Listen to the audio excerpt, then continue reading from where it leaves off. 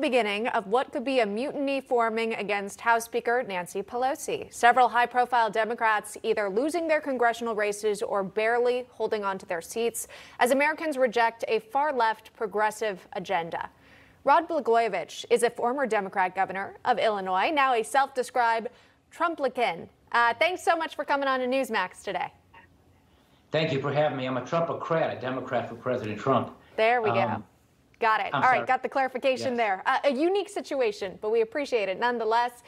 So let's talk about what's going on in Congress. Nancy Pelosi was asked about this riff in the Democrat Party on Friday. Here's what she said.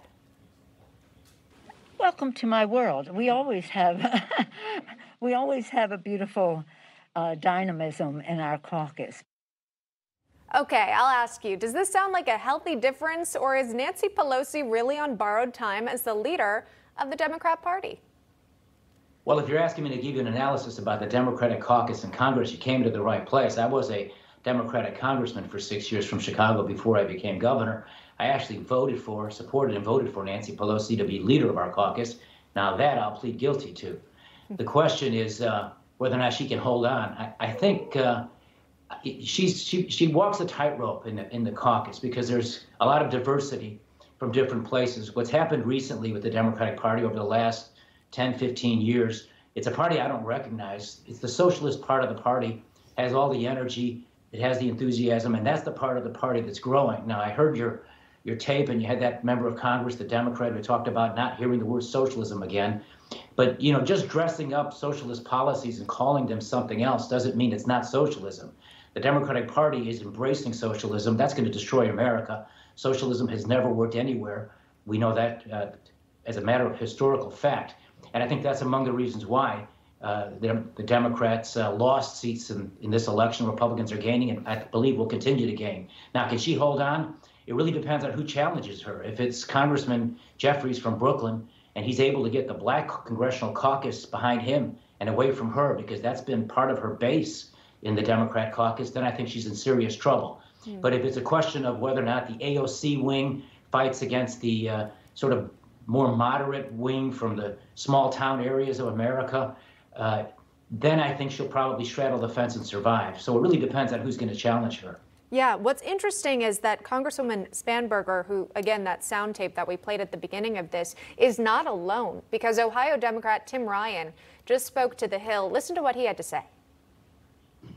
My numbers were significantly down too, but we had to get out of that defund the police, the Green New Deal. I have a lot of building and construction trade workers who support me, who work in the natural gas industry, for example, of which I support, of obviously regulating it. But the idea of banning fracking, for example, would be a death knell. So clearly, again, not the best approach for some of these Democrats who are running for re-election. What's interesting is if you look at who's at the top of the ticket, that being Joe Biden, of course, he's saying he's not going to be swayed so much by the progressives. He's the moderate candidate. Based on the influence that these far-left Democrats and progressive Democrats have, do you think that Joe Biden could be swayed? Oh, yeah. Oh, yes, very much so. He's very swayable. He's not a strong person, even when he was in a better physical capacity. But let me explain something, if I could, about what that congressman was saying, Congressman Ryan. Notice what he's not really talking about. It's all politics with these people. Congressman Ryan is talking about, well, fracking was a bad political issue for us. Defunding the police was a bad political issue for us. You see, the reason they're failing, and the reason they ultimately, I believe, will, if the American people wake up and recognize how fake they are, is that the socialist wing of the Democratic Party is part of the party that actually believes in their philosophy. These guys like Ryan over there, and wherever he's from, Ohio, Pennsylvania, they're politicians. If they feel socialism is so wrong, if they believe defunding the police is so wrong, if they believe that these Green New Deal people are going to destroy our economy, then what they ought to do is join me and make an exodus from the Democrat Party and become Trumpocrats. Because this is much more important than whether a political position wins you or doesn't win you an election. This is the direction of our country and where we're going. And so I would suggest to those congressmen who feel like the Democrat Party is on the move towards socialism, don't try to stay there and try to cover things up for political reasons. Why don't you have some backbone, take a position that you believe in, and pursue a course that actually fights for the people you say you're on the side of. Yeah, well, it could, in fact, impact their election results. Based on who they align with.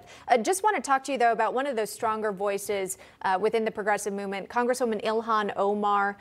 She had recently held a town hall event with the mayors of St. Paul and Minneapolis, and they were talking about this idea of the need for guaranteed income, looking to make it happen nationally. We deserve a guaranteed income.